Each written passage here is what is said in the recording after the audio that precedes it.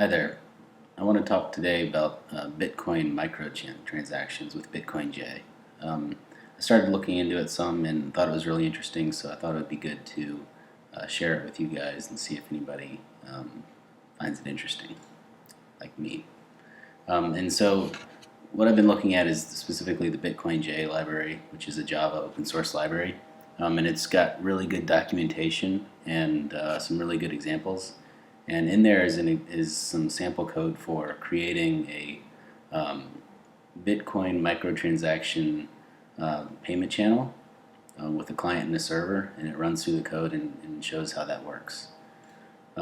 So, when you send a Bitcoin transaction, it's got the amount that goes across the wire to the recipient, and it's also got the fee. So, we can send pretty small payments. So why do we need a special thing for micropayments, right? The thing is, if you start making too many small transactions on the network, let's say thousands of them, then those transactions get deprioritized, to prevent denial of service type attacks on the network. Also, if you send really small transactions to people, they can get accumulated, and it actually would cost more to combine those dust transactions into a payment sent over the network because you have to pay per kilobyte usually for the fees.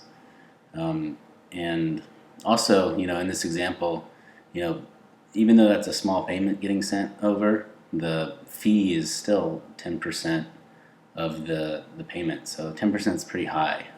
And so you'd want to get that as low as possible. And if you were sending, let's say, 100 of these transactions, those fees would add up. So that's kind of the use case for this. And in the library, the example is set up with the client and server. And the first thing that happens when the client wants to create this payment channel is that it creates a multi-signature time-locked contract. And usually it starts off with, in this case, it starts off with a certain amount of Bitcoin. And in that contract is the entire amount is pointed as a refund back to the client. And it's also got a time lock on it for, by default, 24 hours. And we'll talk about why that is, it's like that. So this payment is, it's time locked, and it refunds the entire amount back to the client, and the server gets that and broadcasts it out. From then on, the entire communication is just between the client and the server. So at this point, the Bitcoin network itself doesn't even have to talk or handle any sort of transactions. And what the client does when it wants to send an amount to the server is that it decrements that initial contract by whatever amount and sends an updated version of it to the server. So the little teeny amount is then the new contract is directed to the server, and then the rest of the refund amount is back to the client.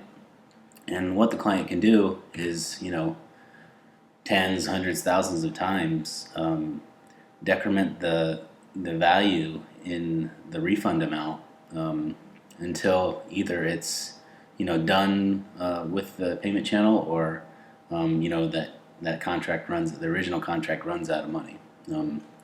And so at any point either one of those cases happens, the client can ask the server to close the channel, and the server then gets that the latest amount and broadcasts it to the network, and at that point the channel is done with. And so the cool part is at any point in this sequence, if the client goes down, the server will have the latest contract with whatever the latest amount was refunded back to the client, and then whatever amount the client promised to the server, and it can broadcast that out. So even if the client goes away, that happens. And vice versa, if the server ever goes down, this is where the time locked refund comes out. The client can then wait till that time limit runs out and broadcast it out and reclaim any money that the server hasn't claimed for itself at that point. So that's pretty cool. What I want to do is actually take a look at some of the code and kind of show you that, so you can have somewhere to get started with as well. So what I have here is a virtual machine, Bitcoin, running on the testnet, and I've got the Java libraries loaded up here. And in the Bitcoin examples folder is some classes here, and the main one we're going to look at is the channel client and channel server. And what I'm going to do is I'm just going to go ahead and kick off the server here to run. And what it's doing is when it starts up, it goes and it's talking to this this local Bitcoin node here and getting the latest blocks and verifying the headers. And you can see when the client and server run, they each create a wallet file and the chain file where it verifies the headers, I think. So I'll go kick off the client as well here. Sorry. All right. So if we take a look at the client here, what it's doing is it's getting things set up here. And one thing that I did want to point out that's kind of interesting is that when the wallets getting set up in bitcoinj, they actually store the micropayment channel states inside the wallet itself using extensions here. So that's pretty cool. So even if the client dies, when it comes back up, it can still find an existing payment channel that it's got open with the server and reload that, and it's all stored inside the wallet. So I've kicked that off, and what it's done is it's gone through and it's getting ready to run, but we have this function here that's wait for a sufficient balance. So right now the client wallet doesn't have any coins in it, so what I'm going to do is I'm just going to send some value here to the client wallet. Yes. So it's gotten that. And so what I've done is I've put a debug breakpoint both on the client and the server at the point when it gets ready to send the message between the two over the wire. And the example here uses Google protocol buffers over the wire, sending back and forth, and so they just wrap those up and send them across and parse them. The first thing the client does when it wants to get a new channel started is send across the version, and this is just to make sure that the client and the server are compatible. So I'll go ahead and kick that off, and so we're back on the server side now, and the server side does the same thing. It says, okay, you have a valid version, so I'm going to send you my version back as well. So they get that, and then the next thing that the server does is say, okay, let's, the versions look good. Let's initiate the channel here, and it sends down its public key so that the client can create the multi-signature contract with the server public key. So then back on the client side, the client's gotten that, and so it says, okay, I got your key, I've created the multi-signature transaction, and I'm going to send you the refund contract. And server says, okay, looks good, and the client says, okay, here's the finalized version of the contract, and the initial value in it and everything. And the server says, okay, that looks good to me, open the channel. So from now on, we're at that point where the client can, however many times it wants, update the existing payment contract that they have. And you'll notice that the value that's getting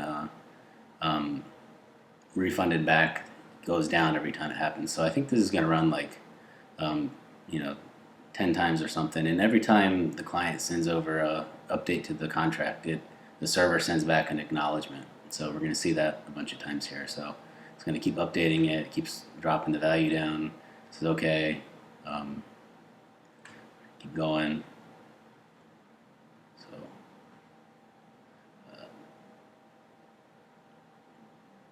in the client code here, you'll see that it actually does an open and send, just to kind of show that it can reopen the existing payment channel. So we're back at the point where it's saying, okay, let's reopen this back up. It says okay, channel's open, and so we're going to do this again. So it's reusing the existing one. It says, okay, well, I'm just going to update that one. It's going to go through and do that some more. So we're down to 29, 19, and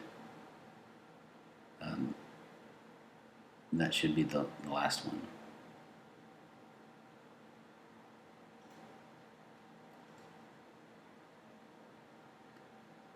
So at that point, the connection's been closed, I think,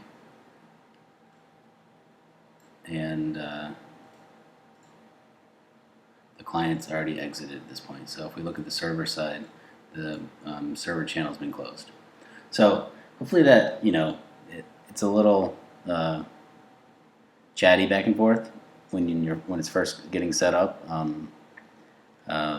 and there's probably some bugs still lurking in this code, so it's not necessarily ready to be used in production, I don't think. But it's pretty new, and it's really cool that the guys who are working on bitcoinj built this. So hopefully that kind of gives you a sense of, if you wanted to go start looking at this, where to take a look. And if